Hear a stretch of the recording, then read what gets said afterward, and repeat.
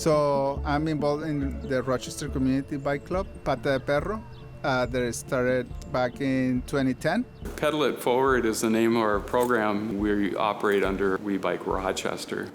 I worked with a couple other people, and we came up with this curriculum that we called the Safe Riders Club.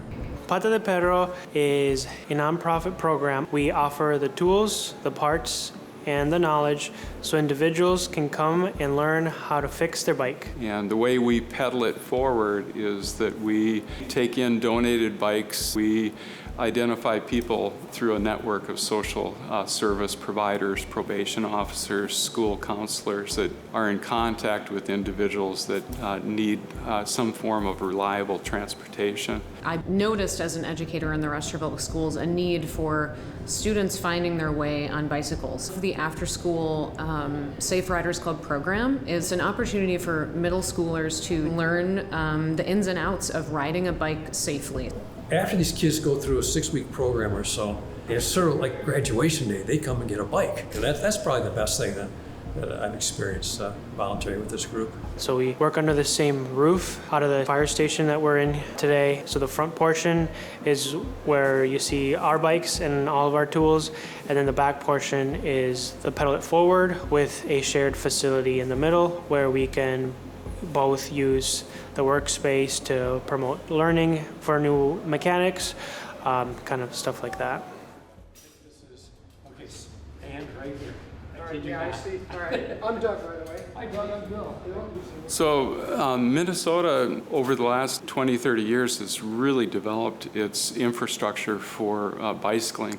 Rochester was ahead of most communities because of a flood control project back in the mid-70s where the river through town flooded, destroyed a bunch of things. And so when the Corps of Engineers came in and redid all the concrete work to rechannel the river, they put in a bike trail on either side of the river. That was the kernel that started our bike infrastructure here in Rochester.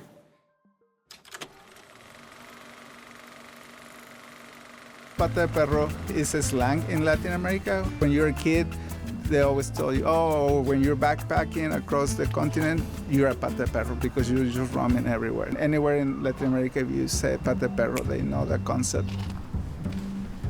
So the way the program works at Pata de Perro is people will come in here and they'll use the QR code to sign in, and that way we can get a clear count of how many people we're helping. And so part of it is we have these toolboxes here that individuals can utilize to work on bikes, and then we bring the tables and the toolboxes outside so that they can learn how to fix their bicycle and utilize that, as well as the bike stands that we see here. And then over here we have kind of the lubes, all the liquids that people can utilize. We have more of a workbench. So when somebody donates a bicycle, this is kind of the coloring system. When we get a bike in, somebody donates it, we put it on this side and it's marked as yellow, which means it meets our standards to be fixed. And so these bicycles then get chosen by a volunteer and they'll fix the bicycles. And once they're fixed, they'll come over here and they'll either be labeled green or they'll put a price tag. When they're labeled green and put a price tag on that, the funds will go back to the program to make the program sustainable. That's kind of our big goal for this year, is to be more sustainable and be able to just generate our own funding. When a bike is not deemed safe, we strip the bike down and we put it into these bins. So you can see, like, we got all these screws, bolts, nuts that can be reused to repair bikes and to be able to put a new life to a bike. And so last year we had over 200 people visit, so that's between getting help with learning how to fix their bicycle, purchasing a bike. Those are kind of the main ones that we track. Pata de Perro was started by ACLA, a Latino-led organization in Rochester. And while the program has morphed, the goal of ACLA has always been to support and help Latino immigrants in the community. Pata de Perro is a little different because we just help everybody. The reason we had the name is kind of to make it, the people can see something that they recognize and feel welcoming. but also we're open to everybody. You don't have to be Latino. You don't have to speak Spanish. You don't need to pronounce the name correctly. You just have to come in and have a positive attitude, and we'll help you fix your bike. We'll teach you how to fix the bike. It'll be a little tricky to do, but Probably the wrong- if you get one that's you call it potato chipped, Oh, yeah. so it looks like a potato chip. That would be I'll give it a shot.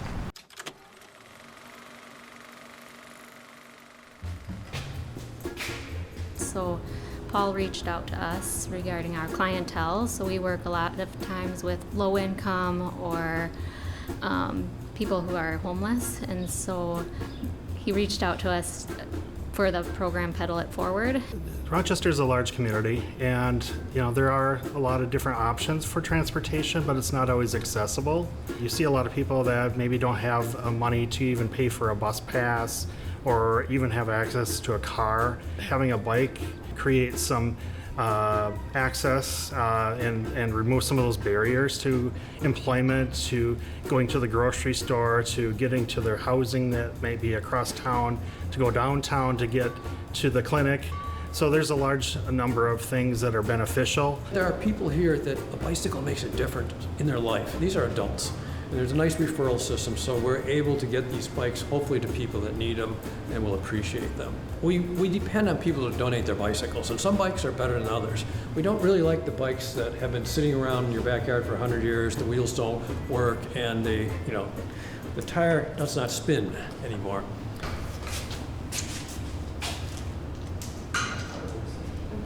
So we just got this bike in, and what we do is we look over the bikes and make them safe to ride.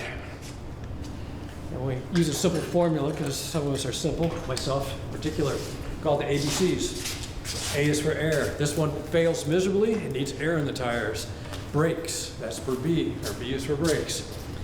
Pretty much spin the wheel. You should do this when you get on a bike first thing in the morning, right?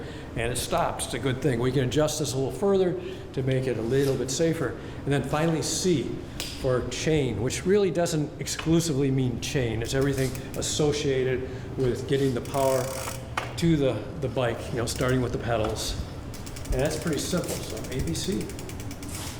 A lot of the bikes that we're getting now are baby boomers that are transitioning to electric bikes. And so you can imagine this was one that was probably bought 5-10 years ago with the intent to go riding and was seldom ridden.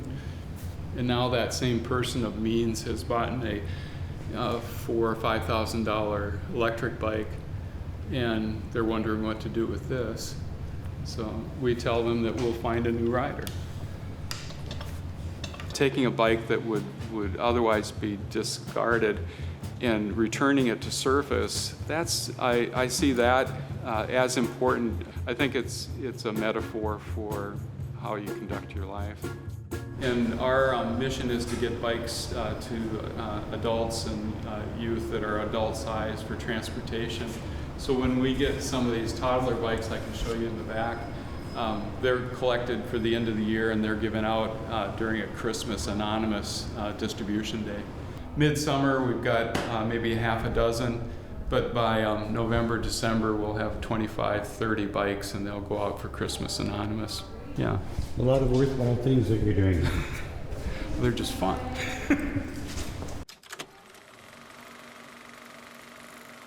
The reason I love the after-school Safe Riders Club program is because it affords these middle school students an opportunity to really imagine possibilities. So, you're my favorite kid, you must by now. What? You must have a Favorite favorite kid? favorite student. There had to be one that sticks out or two. From the club? Yeah. Ben was one. Ben was yours? That Oh my gosh, I tried so hard not to have favorites. I really liked Lily just because of the fact that she was really nervous in the beginning. And then by the end, I feel like when she got to pick her bike, she was like stoked, Have you seen a bicycle transform any of your students? You're asking all the really like heavy hitter questions that are probably gonna make me cry.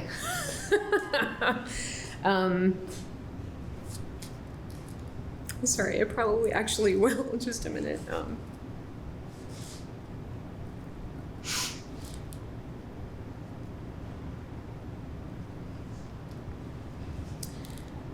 So, apologies.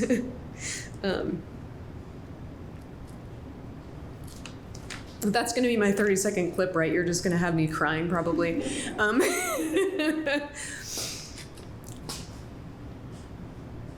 Yeah. So the after school bike club, you know, we said, who are the students who are really going to benefit from this program the most? You know, who was asked, I need help getting from school to home or to work or riding home with a family member. And so we kind of worked together to make sure that those 15 students each session would truly take the bike and go anywhere with it.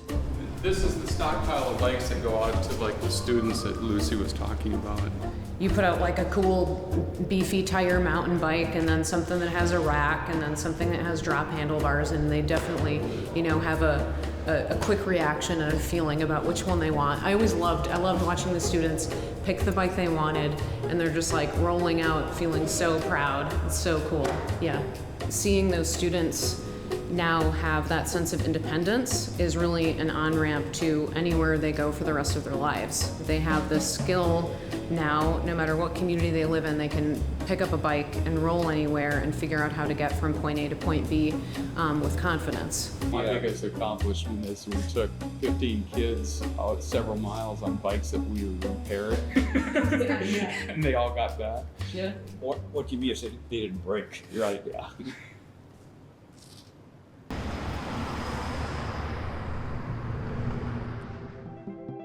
I got involved in bicycles because I love bikes, and I watched the movie E.T., and the movie E.T. had all bikes BMX. So at that age, I was like, oh my God, I want to BMX.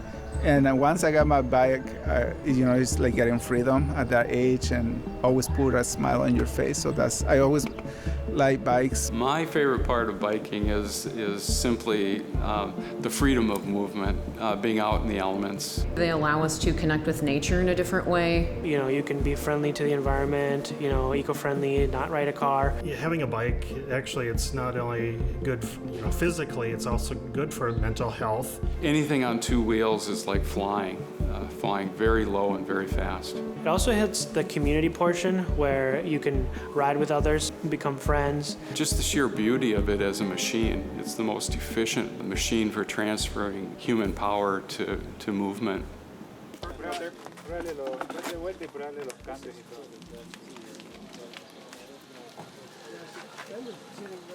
Just YouTube.